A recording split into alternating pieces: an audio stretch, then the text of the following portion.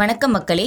EPFO 3.2 updates, அதாவது 2025ல் நம்மளோட PF அமௌண்ட்டை வித்ட்ரா பண்ணுறதுக்கான செயல்முறைகளில் திருத்தங்கள் சில கொண்டு வந்திருந்தாங்க.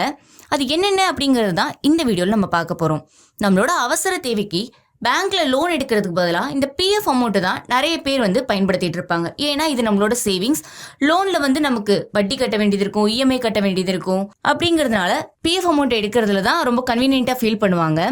ஸோ இப்போ உங்களுக்கு ஒரு மாசம் வேலை இல்லைன்னாலே உங்களோட பிஎஃப் அமௌண்ட்ல 70% நீங்க வித்ட்ரா பண்ணிக்கலாம். அதே இது 2 மாசமும் உங்களுக்கு வேலை இல்லை அப்படின்னா மீதி இருக்கக்கூடிய 25% பணத்தையுமே நம்ம திரும்ப எடுத்துக்கலாம். ஆனா இப்போ EPFO 3.0 விதிப்படி 75% பணத்தை உடனடியாவே நீங்க எடுத்துக்கலாம். ஒரு மாசம் வரைக்கும் நீங்க வெயிட் பண்ணணும்னு அவசியம் கிடையாது. ஆனா மீதி இருக்கக்கூடிய 25% பணத்தை 12 மாசத்துக்கு அப்புறமா தான் உங்களால எடுத்துக்க முடியும். இந்த 12 மாசமுமே உங்களுக்கு தொடர்ச்சியா வேலை இல்லைன்னா மட்டும்தான் இந்த 25% பணத்தை உங்களால எடுத்துக்க முடியும். 2 மாசம் வேலை இல்லை அப்படின்னாலே பென்ஷன் பணத்தை நம்மளால எடுத்துக்க முடியும்னு முதல்ல ஒரு ரூல் இருந்துச்சு. ஆனா இப்போ பென்ஷன் பணத்தை எடுக்கணும்னா 36 மாசம், அதாவது 3 வருஷத்துக்கு பிறகுதான் உங்களால இந்த பணத்தை எடுக்க முடியும். நீங்க வேலை பார்த்த நிறுவனம் லாக் அவுட் ஆயிடுச்சு, அப்படி இல்லைன்னா ஷட் டவுன் பண்ணிட்டாங்க அப்படின்னா அதுல வேலை பார்த்த எம்ப்ளாயீஸ் அவங்களோட பிஎஃப் பணமா ஒரு 12% பிடிச்சிருப்பாங்க இல்லையா, அதுல இபிஎஃப் அமௌண்ட்டை மட்டும் அப்படி இல்லைன்னா ஃபுல் அமௌண்ட்டையுமே வித்ட்ரா பண்ணிக்கலாம் அப்படின்னு ஒரு ரூல் இருந்துச்சு.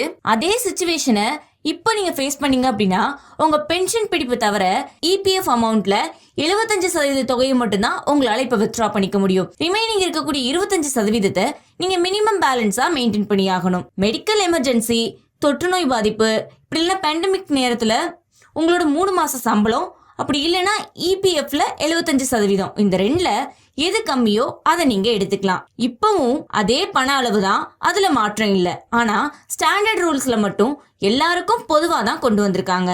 மெடிக்கல் எமர்ஜென்சி அப்படிங்கிறதுக்காகலாம் சலுகைகள் வழங்கப்படாது. இயற்கை பேரிடர் காலத்துல, அதாவது சுனாமி, நிலச்சரிவு, இந்த மாதிரி நேரத்துல 5000 ரூபாயோ நீங்க செலுத்துற 12% அமௌண்டோட 50% பிளஸ் வட்டி, இதுல எது கம்மியோ அதை நீங்க எடுத்துக்கலாம். ஆனா இப்போ இதே பண அளவை எடுக்க கண்டிப்பா நீங்க 1 வருஷம் வேலை செஞ்சிருக்கணும். மருத்துவ செலவுக்காக உங்களோட 6 மாச பேசிக் சேலரி பிளஸ் டியரன்ஸ் அலோவன்ஸ் இல்லைன்னா இபிஎஃப் பங்கு, இந்த 2ல எது கம்மியோ அதை நீங்க எடுத்துக்கலாம்.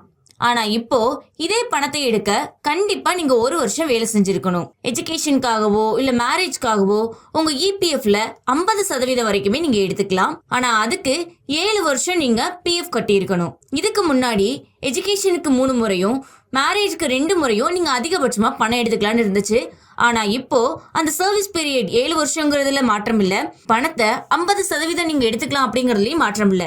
ஆனா எஜுகேஷனுக்காக இப்ப 10 முறையும் மேரேஜ்க்காக 5 முறையும் இப்ப நீங்க பணம் எடுத்துக்கலாம். வீடு வாங்க போறீங்க, இல்ல பில்டிங் கட்ட போறீங்க, லேண்ட் வாங்க போறீங்க அப்படின்னா உங்க சர்வீஸ் பீரியட் 24ல இருந்து 34 மாசம், அதாவது 2ல இருந்து 3 வருஷம் இருக்கணும். உங்க பேசிக் பிளஸ் டியரன்ஸ் அலோவன்ஸ் இல்ல கட்டட செலவு, இந்த 2ல எது கம்மியோ அதை நீங்க எடுத்துக்கலாம். அதுவும் 1 முறை மட்டும்தான். ஆனா இப்போ சர்வீஸ் பீரியட மினிமம் 1 வருஷமா குறைச்சிருக்காங்க. எல்லா பார்ஷியல் வித்ட்ராவலுக்குமே 12 month சர்வீஸ் அப்படிங்கிறது கட்டாயமாக்கியிருக்காங்க.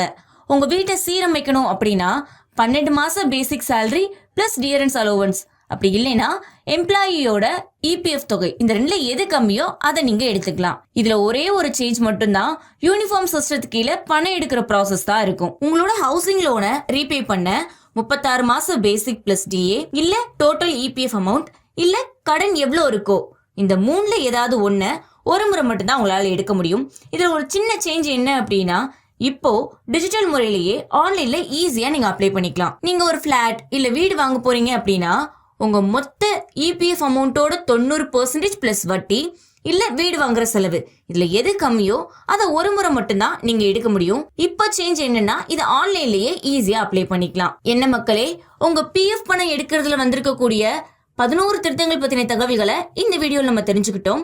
இந்த திருத்தங்கள் பத்தின உங்க கருத்துக்களை கமெண்ட்ல சொல்லுங்க. இதே மாதிரி வேற எதை பத்தி நீங்க தெரிஞ்சுக்கணும்னு நினைக்கிறீங்களோ அதையும் கமெண்ட்ல சொல்லுங்க.